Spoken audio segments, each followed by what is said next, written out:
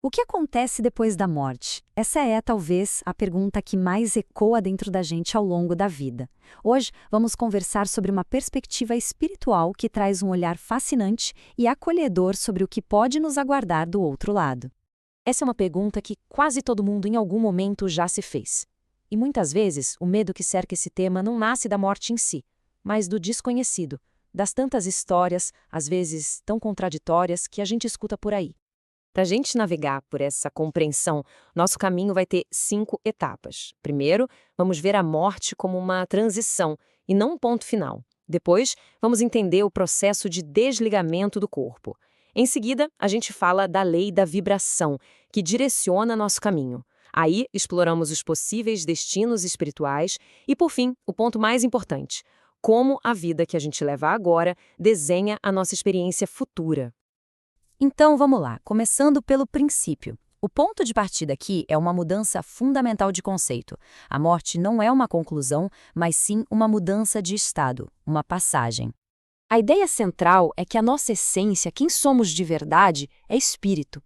E estamos aqui vivendo uma experiência temporária, usando um corpo físico, que serve como nosso veículo para essa jornada na Terra. Quando a experiência termina, o espírito simplesmente deixa esse veículo para trás e retorna à sua verdadeira casa, o plano espiritual. Mas como é que o espírito, que é imaterial, se conecta a um corpo físico? A resposta está no perispírito. Ele funciona como uma ponte de energia, um invólucro semimaterial que une essas duas realidades. É ele que permite que a nossa consciência se manifeste aqui, na matéria. Agora que a gente entendeu a conexão, vamos olhar para o momento da separação.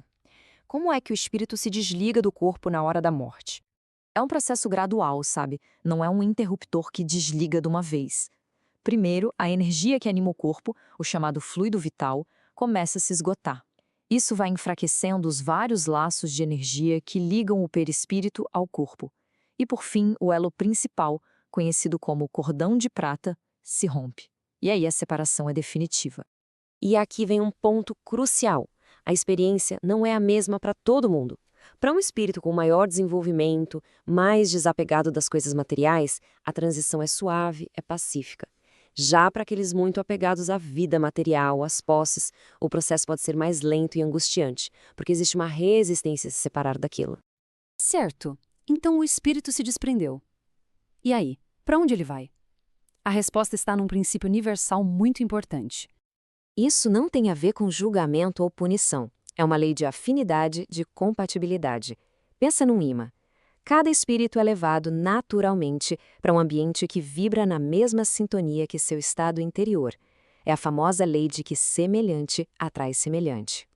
E o que define essa vibração? É a soma de uma vida inteira. O desenvolvimento moral e espiritual de cada um, o quanto nos apegamos ao que é material, nossas crenças mais profundas, o estado emocional na hora da passagem e, principalmente, os laços de afeto que a gente cultivou, sejam de amor ou de ressentimento. Tudo isso cria a nossa assinatura energética. Então, se a vibração é a chave, que portas ela abre? Vamos explorar agora os destinos mais comuns que um espírito pode encontrar depois da morte. De forma geral, existem 2 caminhos principais. De um lado, o que chamamos de umbral, uma região de vibração mais densa, para onde vão espíritos com sentimentos como culpa e mágoa, e que serve como um lugar de purificação. Do outro lado, as colônias espirituais, que são ambientes de vibração mais sutil, de paz, de aprendizado e evolução. É muito importante entender que o umbral não é um inferno eterno. É mais como um estado de consciência, um lugar para onde espíritos com vibrações mais baixas vão por afinidade. Eles permanecem lá apenas enquanto mantêm essa sintonia. A partir do momento em que elevam seus padrões, eles são resgatados. Em contraste, as colônias espirituais são como cidades avançadas. Lá, espíritos que viveram de forma mais equilibrada continuam sua jornada de evolução. São locais de estudo, de trabalho e preparação, onde existe uma clareza muito maior sobre o propósito da vida. Além desses 2 destinos principais, claro, existem outras possibilidades. Os postos de socorro, por exemplo, funcionam como hospitais de primeiros socorros para quem acabou de desencarnar e está confuso. Alguns espíritos podem permanecer aqui mesmo, na crosta terrestre, presos a lugares ou pessoas por um forte apego. E em casos mais raros, a reencarnação pode ser quase imediata. Isso tudo nos leva à conclusão mais importante, o ponto que amarra toda essa nossa conversa. O ponto crucial é este: a vida após a morte não é um sistema de recompensa e castigo que vem de fora. É a consequência natural, a continuação direta do que cada um construiu dentro de si. Seus pensamentos, sentimentos e ações. A morte, no fundo, apenas revela quem realmente somos. Isso nos deixa com uma reflexão final muito poderosa. Se a experiência do outro lado é um reflexo direto da vida que tivemos aqui, a pergunta mais importante talvez não seja o que acontece depois da morte, mas sim que consciência estamos construindo a cada momento, aqui e agora.